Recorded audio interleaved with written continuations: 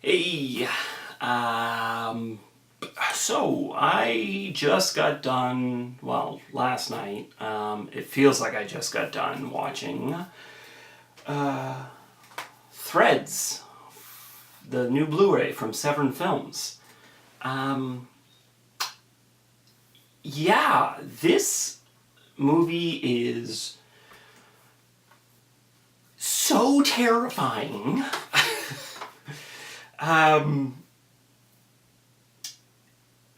It just boggles the mind. Okay, so if you don't know what Threads is, it was in September 1984. It aired on the BBC. So it's a made-for-TV movie. It's 117 minutes, and it is about nuclear war, and it takes place in Sheffield, I believe, Sheffield over in England. I think that's what it's called, Sheffield, England. Yeah, and it's like the fourth largest city in England. And the beginning of the movie, it's done in kind of a documentary style, and it kind of leads up to the events of nuclear war, and it's during the Cold War, obviously, with Russia and the tensions and all that. And there's signs that stuff's going to happen in Iran, and there's like all these news reports as the movie's kind of playing out, and it keeps showing up the dates and the times, and then it like does documentary style, like details on Sheffield has an Air Force base, so it's like the closest like military depot base, and it talks about the events that would happen once a nuclear bomb goes off, and blah blah blah, and kind of leads up to the bomb, basically. And so when it first starts, you're like, this isn't that bad. What are people talking about? Whatever. It's just some British, Coronation Street shit. And then the bomb goes off, and dear sweet Jesus, it gets so freaking terrifying. It's just, oh my God, they do not, like, the director, what's his name? I can't even. Directed by Mick Jackson, and the story was by Barry Hines. They don't back down from showing you the devastation, the tragedy, and the terrifying stuff that can happen. And it's just, oh my God! Like, I don't even know how to talk. I don't even know how to talk about it. Like, this is just soul shattering. This film, and it's even more prevalent now, right? Because, you know what I'm talking about, nowadays, where we got this guy in this, it's like a white building, and he's like all orange looking, and he makes jokes about nuclear buttons being bigger than Korea's button and all that shit, and then you don't make jokes like that. You don't make jokes about that shit. And someone needs to show him this movie. Please, someone buy this movie and send it to him. Because he needs to see what happens. Because this is the most detailed thing I've ever seen about what will happen when bombs go off. What will happen to the land? What will happen to the people? The radiation, the devastation, the death tolls. What happens? It goes ahead, like it keeps going after the bomb drops. The movie, it goes like a couple years later, and then it goes like 10 years later, and then it goes 13 years later. There's still shit. Like everything's uninhabitable. There's nothing left. Ugh. So that's Threads. It's damn terrifying. It is damn terrifying, especially if you grew up. Like, if you grew up during the Cold War. I was born in '83, so like the Cold War was winding down by the time I was, old enough. Like, I remember Desert Storm and stuff, but that's not the Cold War. Like, everything was everything was dying down, right? But I still remember going to school and them saying, like, duck and cover, hide under your desk if a bomb ever goes off, kind of shit, stuff that won't help you. Trust me, this movie will show you what happens when you freaking duck and cover. You will melt. You will burn. You will be a crisp little thing. Like, oh. So, that's the movie Threads. And it's not the movie that you're going to, like, invite some friends over to a party and throw on. No, this is a movie that you will, like, show people if you want to destroy their life. Like if you just want them to have nightmares forever. Like this is shit that should be shown in like school. Like this should be shown to people, like kids growing up. I mean, yeah, they won't sleep forever, but hey, at least they won't make fucking jokes about nuclear bombs. So yeah, the Blu-ray. The Blu-ray's from Severin Films. So it transfers a little rough around the edges, but it actually lends to the overall documentary feel of the film because it kind of gives it that realistic feeling. It's in full frame.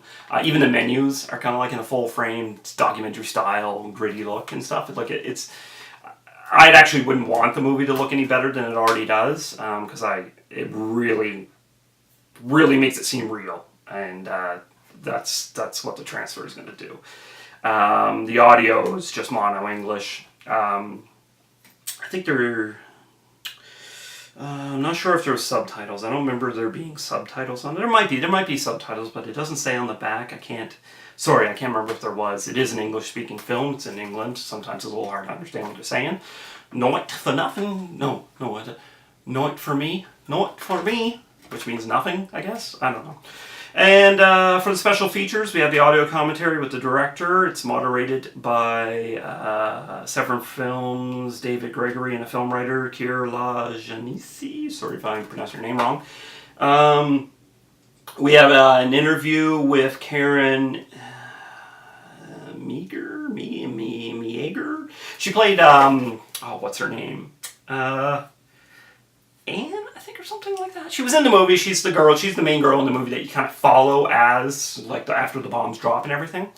Really well done actress. Like she's really good.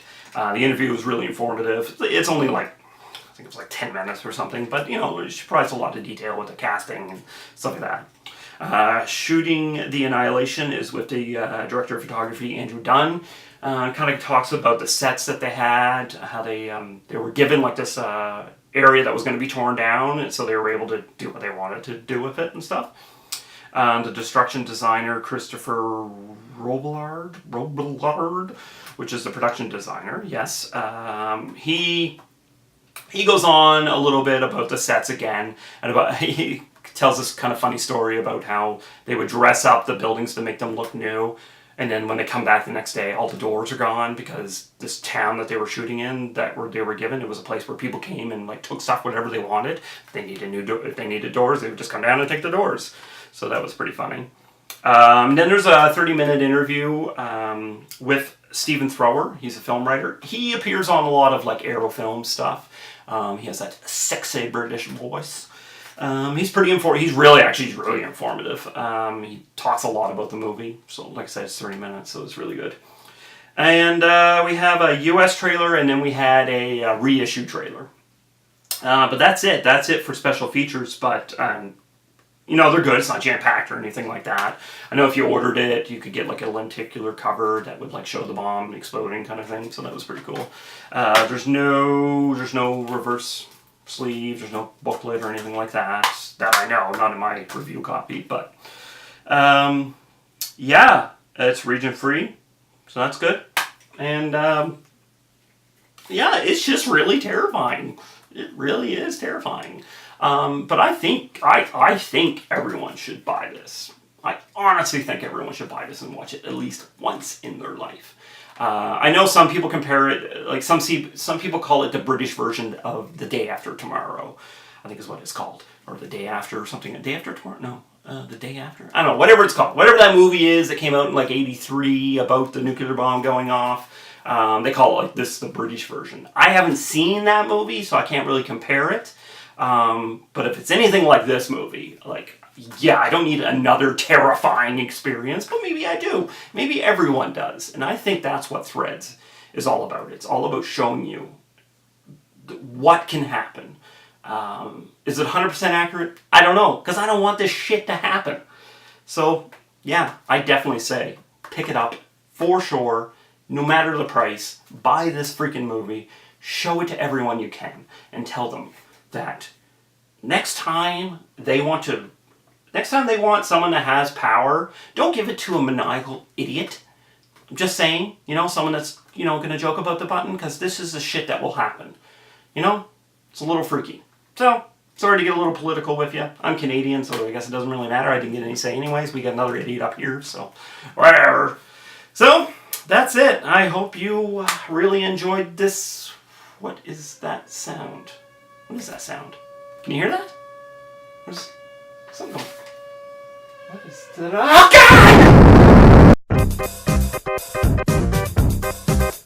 God!